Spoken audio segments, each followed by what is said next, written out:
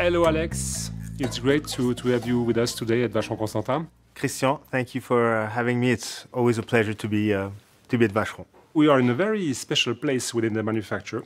I call this place personally the hidden gem of Vacheron Constantin. And so we are at the restoration workshop. Christian, I'm delighted to be in the hidden gem with you. And I think I'm really looking forward to discovering what you're hiding. We are in 2021, and as you know, Alex, we are celebrating the 100th anniversary of the American 1931. So we took this register out of our archive, and you can see here the first sketch of the American 1921. Wow. I remember we spoke not too long ago about the American 21, and I remember saying how forward-thinking it was at the time, Very much. 100 years ago, to come out with something which is so different from what we were used to seeing at the time, and so different from what we saw after. In front of me, I have this beautiful timepiece. So this is one American 1921 from our private collection. And we thought about creating a very unique project. So, let's have a look. Wow. Okay. It's definitely an American 1921. It is. But it's more than 1921. Take your time. I'm intrigued. Please tell me more. Please tell me more. So, Alex, in fact, this is a very unique project. We thought about recreating an American 1921 entirely by hand. Oh, wow. Exactly like it was made in the 20s. Identically. Identically, exactly. So this is a recreation of this icon. So basically what you did is you studied the past to create this today's watch. Exactly. But did you use modern techniques or the original techniques? We have used modern techniques exclusively to cut plate and bridges. And all the rest has been done 100% by hand. Wow.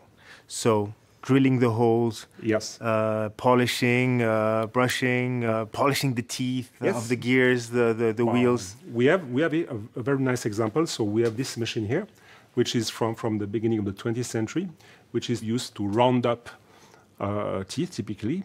On top of that, our master watchmaker had also to recreate some tools or to use tools from the beginning of the 20th century. It kind of looked like lathe or staking tools or drilling tools, for example. For them, it was an incredible challenge because, as you know, Alex, when we talk about watches from 100 years from now, there are many things which have been kind of lost in terms of know-how. And I'm thinking particularly about when it's about movement finishing. So our watchmakers in the restoration workshop, they made a kind of archaeology, and they had to reinvent or rediscover how to, for example, set the jewels exactly like it was 100 years ago.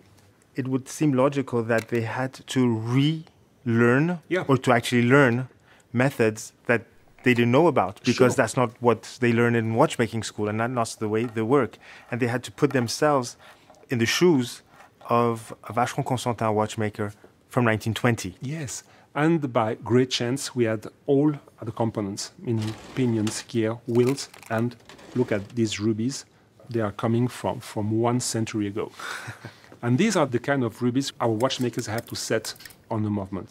So an endless list of challenges. And I was talking with my colleagues here the other day, and they were talking to me, you know, at the beginning, we were not sure at all to be able to succeed with this recreation, but they did it.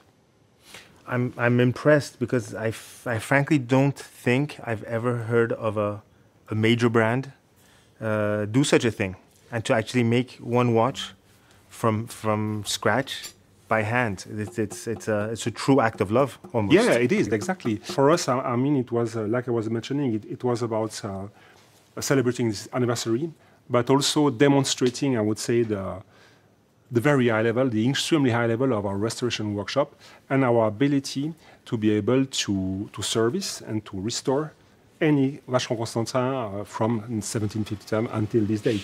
On top of that, I would say also it was very much a human adventure. because it was a joint work between heritage department and the restoration department. And it was an adventure as well. I think it's incredible. And I'm also impressed by how faithful it is to the original model. Yes. Nevertheless, it looks different. There is an element of contemporary to it. Maybe is it the heft, the feel. It's not just a pure recreation, but it is more than a homage as well. Yeah, it's true. I think that the feeling that we have that this is a vintage, however modern, is the fact that it's brand new and unused. Yeah. I mean, this is maybe this reason. And Alex, I would like also to talk also to you about how we made the case as well.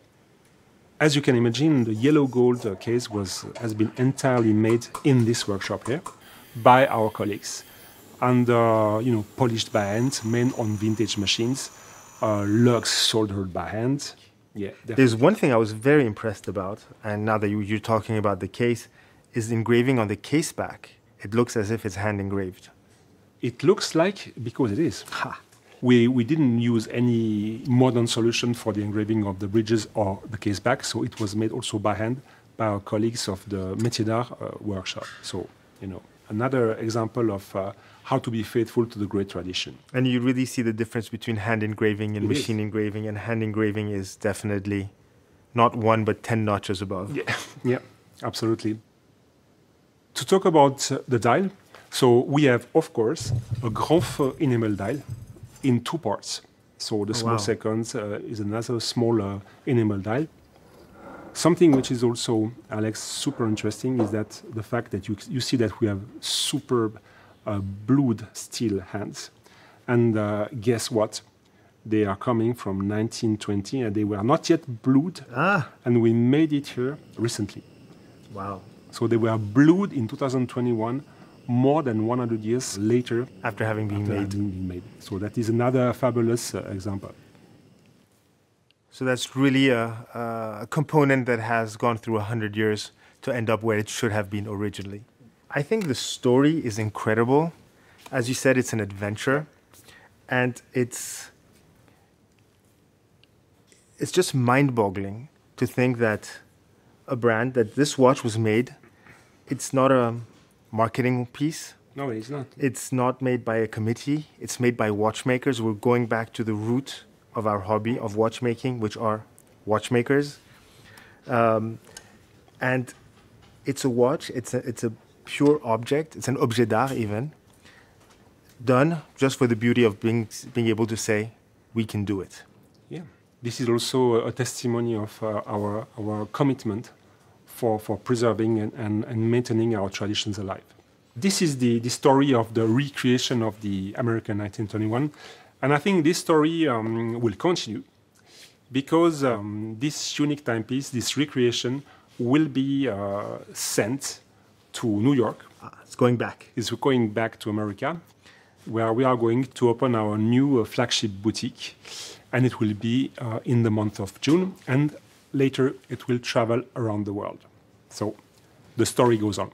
I think I have to say bravo and kudos to the Vacheron Constantin team, and I'm very excited to have been one of the first to see this amazing watch. Coming from vintage watch specialists like you, it's a great compliment. Thank you. I would like to say on my side, very basically, I was just blown away by this timepiece. I mean, it's more than a watch. I mean, it's also very wearable. Yeah. We're talking about it as if it's just a piece of art, which it is. But it's also a superbly elegant watch. It's refined, it's sophisticated. It's a gentleman's watch. It truly is a work of art. Thank you very much. It was a great pleasure to have you with us today, and I'm really happy that you have appreciated this creation. It was a pleasure. It was a pleasure. Thanks you, Christian. Thanks.